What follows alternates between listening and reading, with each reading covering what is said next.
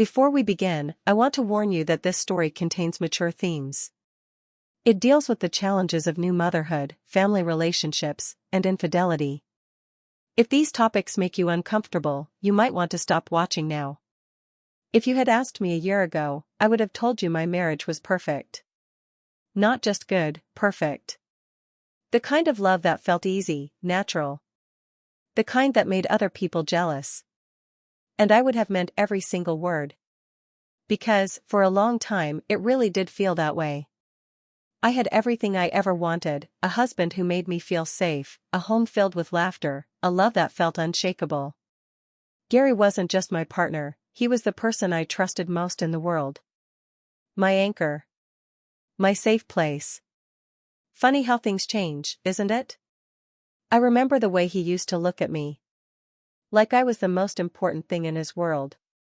Before we got married, we would stay up for hours, talking about everything and nothing. He knew how I liked my coffee, how I hummed when I was deep in thought, how I always curled up on the left side of the bed because I liked feeling the cool side of the sheets. He noticed me. Really noticed me. We had our inside jokes, the ones that made no sense to anyone else. He used to call me Blue because of this old, oversized hoodie I stole from him in college. Said it was the first thing he ever saw me in. I still have that hoodie. It's shoved in the back of my closet, untouched. I can't bring myself to wear it anymore. The thing about love is, it fades so quietly, you don't even hear it slipping away. Not at first. It doesn't happen with some big, dramatic moment. It happens in the little things. The slow, subtle ways a person starts pulling away. At first, it was easy to ignore. Life got busy. Work got stressful. We weren't 22 anymore. Things change, right? But then, things changed too much. Gary started coming home later. At first, he had excuses. Meetings. Overtime. A coworker who needed help on a project. And I believed him. Why wouldn't I? He had never given me a reason not to. God, I was so naive. The first real crack in the illusion happened on our anniversary. 7 years married, and I had planned everything. A dinner at our favorite restaurant, the one we went to on our first date. I even wore the same dress, the one he used to say made me look like trouble. I wanted to remind us of how we used to be. How we still could be. He didn't even notice. He showed up late, barely glanced at me, and spent the whole dinner checking his phone. When I asked what was so important, he brushed me off. It's just work, Em. Work. Always work. I tried to let it go. I told myself I was overreacting. That marriage isn't always romantic getaways and passionate kisses.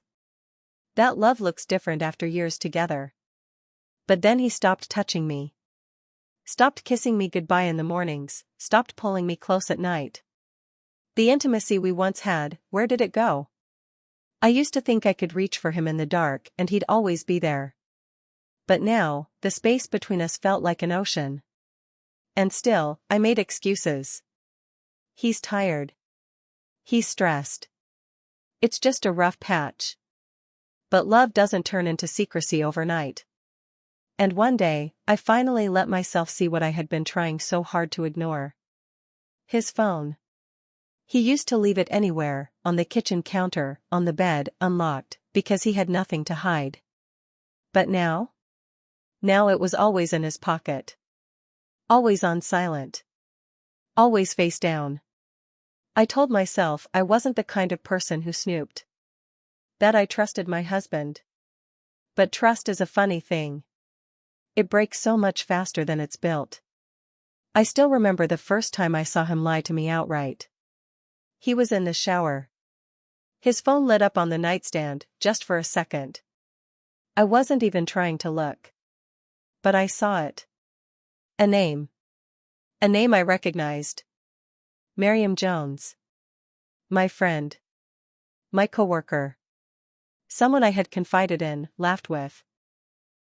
Someone who had been inside my home. I stared at the screen, my stomach twisting, my heart pounding so hard I could hear it in my ears. Then the message disappeared, the phone locking itself again, like it had never been there at all. I told myself there had to be an explanation. That I wasn't the kind of woman who jumped to conclusions. So I asked him later, casually. Hey, does Miriam text you often? He didn't even flinch. Just shrugged and said, not really. Why? And that was it. He lied to my face without a second thought. That was the moment I knew. I didn't have proof, not yet. But I didn't need it. Some things, you just feel in your bones. And deep down, I knew, my marriage wasn't perfect anymore. I just didn't know how much worse it was about to get. It started with a feeling. Not a thought, not a suspicion, just a feeling. A heaviness in my chest. A restlessness that wouldn't settle no matter how many times I told myself I was imagining things. I was supposed to be at work late that night. But I couldn't focus. I sat at my desk, staring at the same email for 15 minutes, rereading the same line over and over, and nothing stuck. My whole body felt off, like something was wrong, like I needed to be somewhere else. I almost ignored it. Almost forced myself to stay and push through it. But then my fingers were already grabbing my bag, my feet already moving toward the door. I left without saying a word to anyone, without checking my phone, without even knowing why. All I knew was that I had to go home. The drive back felt longer than usual. The streets were quiet, the sky deepening into dusk. My hands gripped the wheel tighter than necessary, my heartbeat a little too fast for no reason at all. I told myself I was being silly. That I would walk into the house, find Gary half asleep in front of the TV, and laugh at myself for thinking anything was wrong. But I knew. I knew before I even pulled into the driveway. The porch light was on. Such a stupid, insignificant detail. But it stopped me cold. Gary never turned on the porch light. Ever. In all the years we'd lived there, I was the one who did it. Every night, without fail. And that morning? I had turned it off before leaving. I was sure of it. My stomach twisted. My skin prickled. It was such a small thing, but it felt wrong. I stepped out of the car. Everything looked the same, the house, the lawn, the quiet street. But suddenly, my home felt unfamiliar. Like I was walking into someone else's life. I pushed the door open. The house was still. Too still. No TV murmuring in the background, no sounds from the kitchen. Just silence. Heavy and thick and unnatural. I took a step inside, and that's when I saw them. Her shoes by the door. Tall, strappy heels. Black. Classy. Expensive. Not mine. Next to them, a handbag. Neatly placed, like it belonged there. Like she belonged there. Miriam. There's a moment right before your world shatters, where everything slows down. Your mind doesn't want to process what's happening, so it delays it. Stalls. Gives you a few extra seconds of peace, before it rips everything away. I took a step forward. Then another. My body felt weightless, like I wasn't even inside of it anymore. My breath was shallow, my hands clenched into fists, before I even realized it. The bedroom door was cracked open. I should have turned around. I should have walked away. But I didn't. I pushed the door open. I don't know what I expected to see. Maybe some innocent mistake, something that would make sense, something I could rationalize. But what I saw, what I walked into, was exactly what it looked like. Gary. Miriam. Twisted together in my bed. My bed. There are certain images you can never erase from your mind. No matter how much time passes.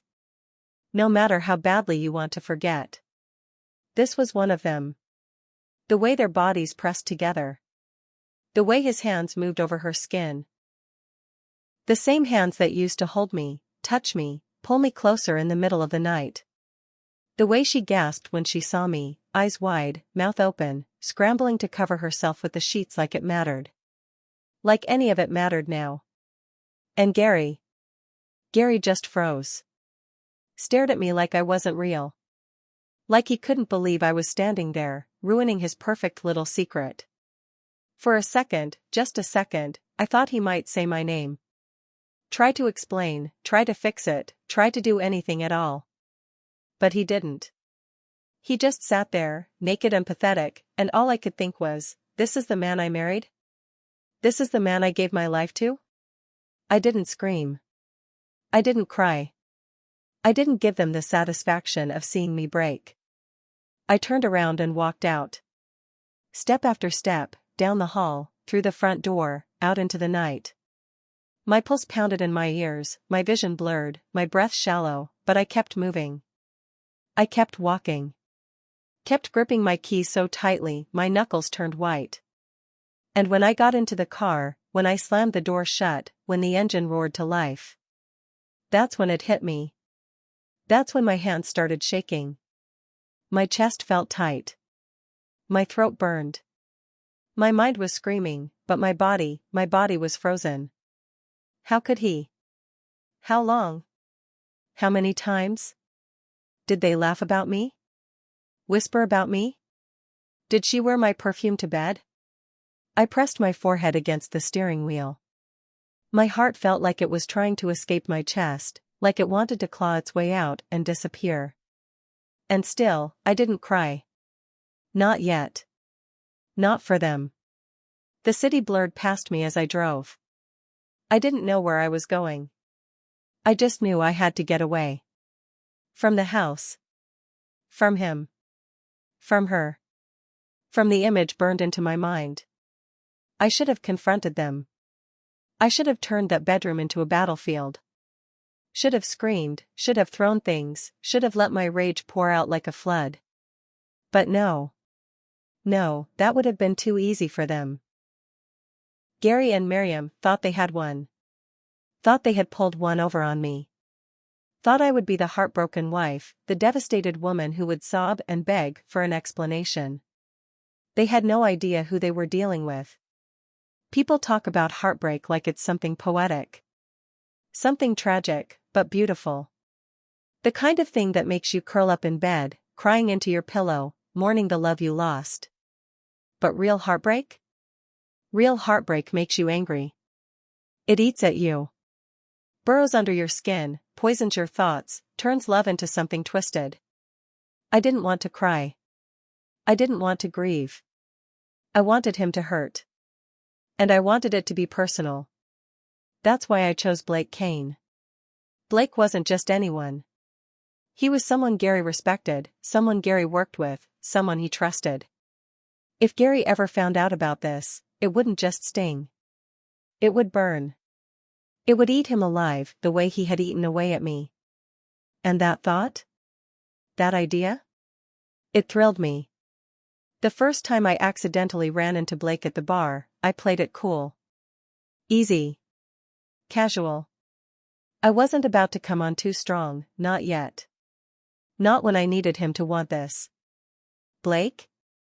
His head snapped up from his drink, and for a second, I saw it, the way his eyes widened, the flicker of surprise, the quick assessment as he took me in. Emmeline? Wow, hey. What are you doing here? I could ask you the same thing. I smiled, just a little, just enough to make it look effortless. I slid onto the bar stool next to him, draping my jacket over the back of my chair like this was just another night. Like I wasn't playing a game I was fully prepared to win. Rough week, I added, signaling the bartender. Needed a drink. Yeah? Yeah. He didn't press, but I saw the curiosity there. Good. That meant he was interested. That meant he was paying attention.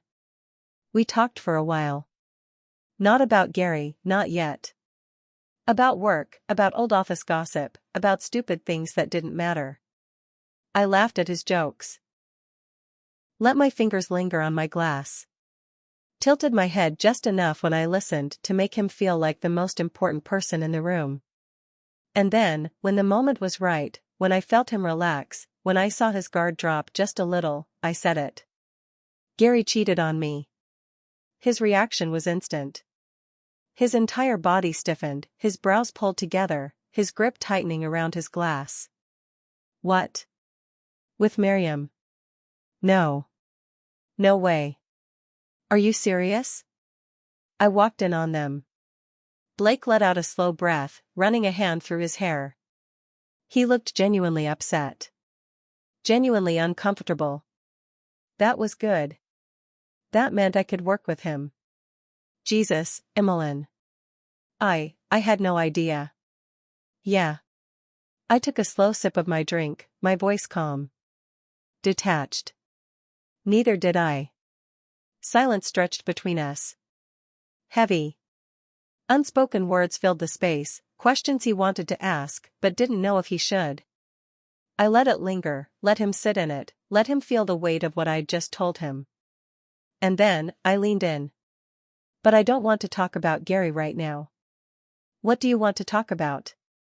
His voice was careful, cautious. He knew where this was going, even if he wasn't ready to admit it yet. I smiled, slow and knowing. Let my fingers trail lightly over the rim of my glass. You. His throat bobbed as he swallowed, hard. He shifted slightly in his seat, and I caught the way his fingers tensed against the bar. I had him. Emmeline. He exhaled sharply, shaking his head. I don't think too much, and you'll talk yourself out of things. I tilted my head, letting my gaze lock with his. Do you want to talk yourself out of this? His breath hitched. It was small, barely noticeable, but I caught it. That was all I needed. He let the sentence die in his throat. He didn't move away. He didn't get up and leave. Instead, he just stared at me, as if he was seeing me for the first time. You know, I said, voice softer now, laced with something more vulnerable. I don't want to be alone tonight.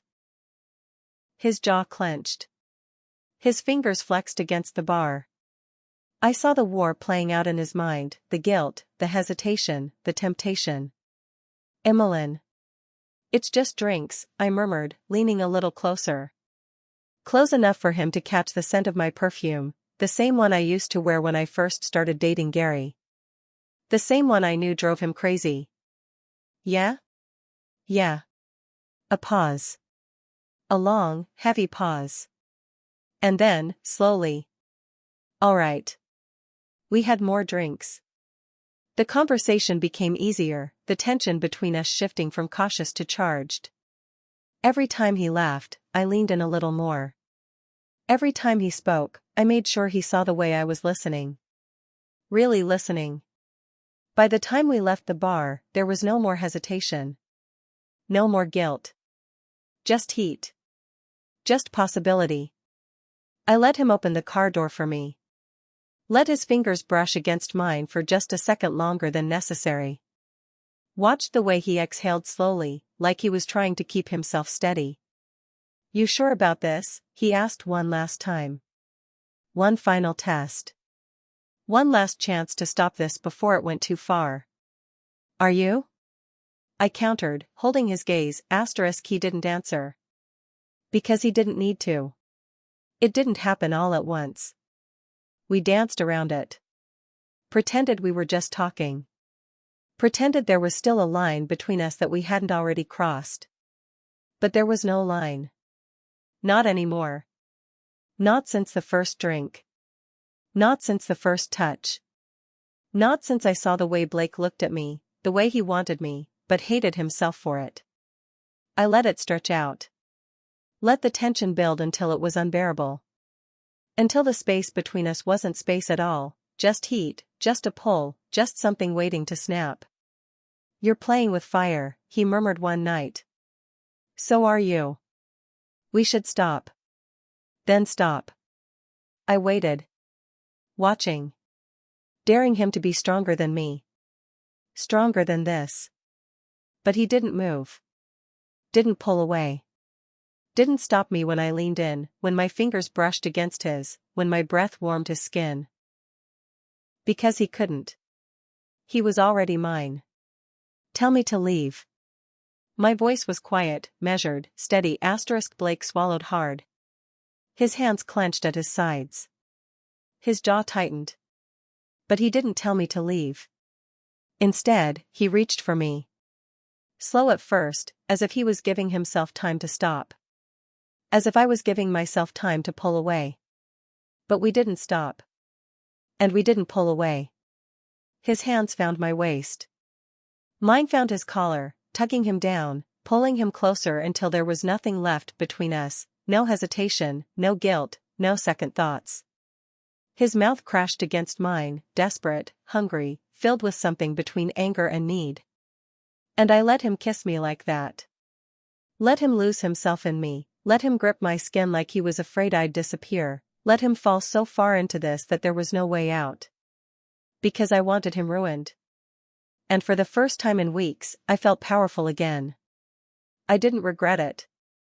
That was the first thing I realized as I lay there, staring at the darkened ceiling, my fingers still tangled in the sheets. I should have felt guilt. I should have felt shame. I should have felt something. But all I felt was cold satisfaction. This was a mistake, Blake muttered, rubbing a hand over his face. Maybe. I turned my head toward him, voice calm, unreadable. But you don't regret it. He didn't answer right away. He exhaled slowly, his fingers pressing against his forehead, his brows drawn together like he was already punishing himself for something he couldn't take back. I don't know what I feel. Yes, you do. He looked at me then. Really looked. Searching my face for something, guilt, remorse, a crack in my armor. He didn't find one. Blake thought if he ignored it, if he ignored me, it would go away. That it would lose its grip on him. But that's not how desire works. That's not how I worked. The second I stopped reaching out, stopped texting first, stopped trying, he caved. Are we gonna talk about what happened? He asked one night, showing up at my door unannounced. What's there to talk about? Emmeline, you knew exactly what this was when we started, Blake. I leaned against the doorframe, arms crossed, watching him like he was something fragile, something breakable. Because he was. I don't know if I can look Gary in the eye after this.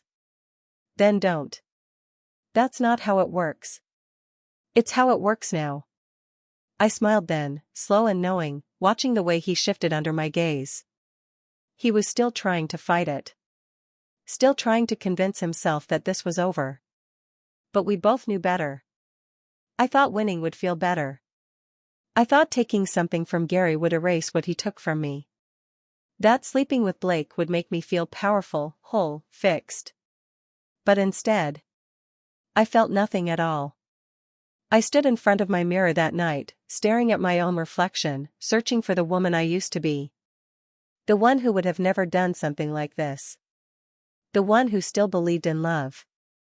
In trust. In loyalty. She was gone. And I wasn't sure I wanted her back. They say secrets have weight. That carrying one long enough will bend your spine, press against your ribs, make it harder to breathe. I never used to believe that. But now? Now, I feel it. Not because I regret what I did. Not because I wish I could take it back. No, the weight isn't guilt, it's something else.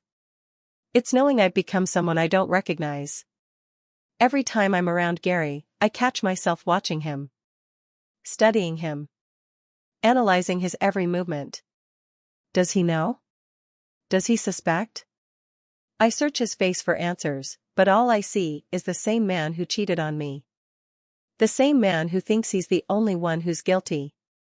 The same man who believes my silence, my coldness, my late nights are just the aftershocks of his betrayal. And maybe they are. But not in the way he thinks. There are moments where I almost want him to figure it out. To look at me, see what I've done, see the woman I've become. But he doesn't. Because he's not paying attention. He never was. Blake, on the other hand, can't even look at me. At work, he avoids me like I'm something dangerous, something toxic. The first few days, I catch him watching me from across the office, like he's waiting for me to say something. Waiting for me to acknowledge what we did. But I don't. And that makes it worse. By the end of the week, he won't even meet my eyes. Good. That's the difference between us. He still feels guilty. Still clings to the idea that he's a good person who made a mistake. But me? I stopped believing I was a good person a long time ago. One night, I catch myself standing in front of my mirror again. I study my face. My lips. My body. I tilt my head, shifting my weight, running my fingers along my collarbone. And I wonder, would a stranger want me? Blake wanted me. Gary once did. But now, I need proof. Proof that I'm still desirable. Proof that I still have control. So I reach for my phone. Open the camera. Tilt my head just right. Let the strap of my dress fall off my shoulder, exposing just enough skin to make it suggestive, but not obvious. Snap the picture. Look at it. And then, before I can think too much about it, before I can stop myself, I send it. It's a rush. A sick, twisted thrill. Watching the comments roll in, the messages, the attention. Gorgeous. Damn, you're stunning. More? They don't know who I am. They don't know my name. But that's the best part. Because this isn't about connection. It's about validation. About regaining control over something I lost the second I walked into that bedroom and saw my husband fucking another woman. I soak it in. Let it fill the emptiness inside me. Let it make me forget, even if only for a little while. But it's not enough. Nothing is ever enough. That night, I lie in bed with my phone in my hand, staring at the screen, debating whether to send another one. Something riskier. Something that pushes the line even further. The idea excites me. It scares me. But mostly, it makes me feel alive.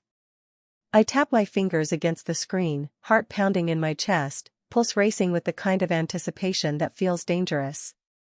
How far will I go? How far do I want to go? I don't have an answer. And that terrifies me. I need to talk to you. His voice is careful. Measured. Like he's picking his words with surgical precision, testing the weight of each one before letting them fall. I stir my coffee slowly, watching the liquid swirl in lazy circles. I don't look up. I don't react. I let him sit in the silence for a moment longer than necessary. Emmeline. I finally glance at him from across the kitchen, pretending like I don't already know what he's about to say. I messed up. I arch a brow, waiting. Letting him struggle. He swallows thickly, his fingers pressing against the counter. I slept with Miriam. He waits for my reaction. He's bracing for it. Expecting anger. Tears. A dramatic explosion of emotions that will make him feel less guilty, because at least then, he'll be suffering too. I know. His head snaps up, eyes narrowing. He wasn't expecting that. You? I walked in on you, Gary. The moment stretches. A flicker of panic crosses his face before he smooths it over, falling into the same pattern I know too well, the justifications, the damage control, the desperate attempts to rewrite the narrative. It was a mistake, he says, shaking his head. It didn't mean anything. Oh. I set my coffee down, leaning against the counter. Tilting my head like I'm considering his words, like I'm actually trying to understand how this makes it better. So it's supposed to hurt less, because you didn't have feelings for her? I'm just saying, no, I cut him off, shaking my head. You're excusing it. You're trying to make it smaller than it is. But it's not small, Gary. It's never been small. I wasn't thinking. That's the problem, isn't it? He exhales sharply, running a hand down his face. He's frustrated now, trying to spin the story in his favor, trying to salvage whatever's left. I don't want to lose you, he says finally, voice quieter. I want us to move past this. The words should make me feel something. A year ago, they would have. A month ago, even. But now? You already did. I could tell him the truth. I could tell him I did the exact same thing. That I was in Blake's bed, that I made him mine, that I didn't just sit in my grief and wait for it to swallow me whole. But I don't. Because I don't need him to know. I don't need his guilt. I don't need his forgiveness.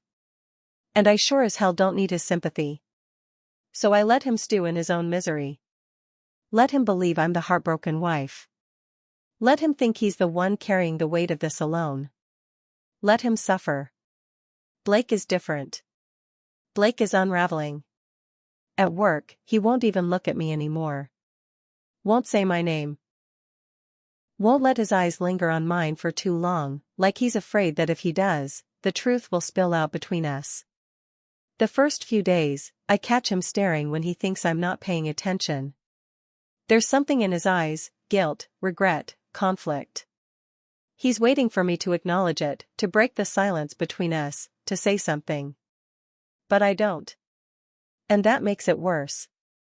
By the end of the week, he doesn't even try anymore. He avoids me like I don't exist.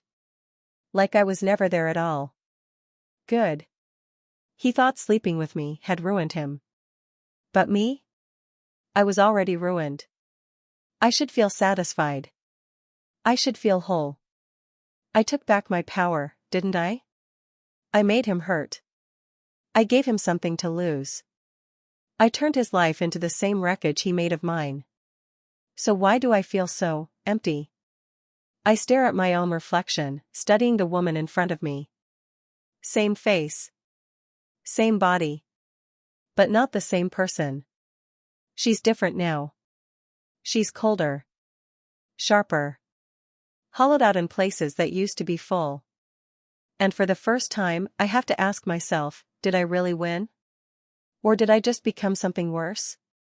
People talk about betrayal like it's a wound that heals over time. Like scars form and eventually, the pain dulls into something distant, something you can live with. But that's a lie. Betrayal doesn't heal. It transforms. It turns love into something sharp, something bitter, that lingers under your skin long after the person who hurt you is gone. Or, in my case, still standing right in front of me. Gary. My husband. My liar. My betrayer. He's watching me now, waiting for something. An answer. A sign that we can move forward. That I still belong to him the way I used to. But I don't. I don't belong to anyone anymore. I know I hurt you, he says, voice careful. Measured. But I want to fix this, Em. I want to make this right. Right. As if anything about this could ever be right again. I tilt my head slightly, watching him. He looks nervous. Maybe even remorseful. But not broken. Not in the way I was when I walked in on him and Miriam tangled in our bed. And that's the difference between us. I suffered in silence. I drowned in my own grief. But now? Now it's his turn to hold his breath. It was a mistake, he continues, shaking his head. It didn't mean anything. Oh, I see. So, because it didn't mean anything, I should be able to forgive you? He sighs, rubbing a hand over his face. I wasn't thinking. No, I say, voice steady. You were thinking. You just weren't thinking about me. His silence is answer enough. This is the moment where I could tell him. Where I could lay out my own sins, let him feel the weight of knowing I did the same thing. That I played his game, and I played it better. But I don't. Because telling him would give him something I don't want him to have, relief. If he knew, he wouldn't have to sit in his own guilt anymore. He wouldn't have to wrestle with the thought of me as his faithful, wounded wife. No, if he knew, he'd think we were even. That the scales had balanced. that maybe, just maybe, we could move past this. And I refused to let him think that. I wanted revenge. I wanted to break him the way he broke me. To make him feel the way I did when I walked into that bedroom and lost everything in an instant. But here's the thing no one tells you about revenge: it doesn't fix anything. It doesn't erase the memories. It doesn't undo the damage. It doesn't make you feel whole again. It just replaces one kind of emptiness with another. And now, standing here, staring at Gary, my stranger, I have to wonder. Did I win? Or did I just become the thing I hated? I could stay. Pretend. Keep the secret. Let this marriage rot from the inside out while we go through the motions, pretending to be two people who still belong together. Or I could leave. Walk away. Start over. Let this version of myself die and find out if there's anything left worth saving. The choice is mine. Maybe it always has been. But for the first time in a long time, I don't know what I want. So tell me, what would you do if your world fell apart like mine did? How would you move forward? Let me know in the comments. And if this story made you feel something, don't forget to like, share, and subscribe for more.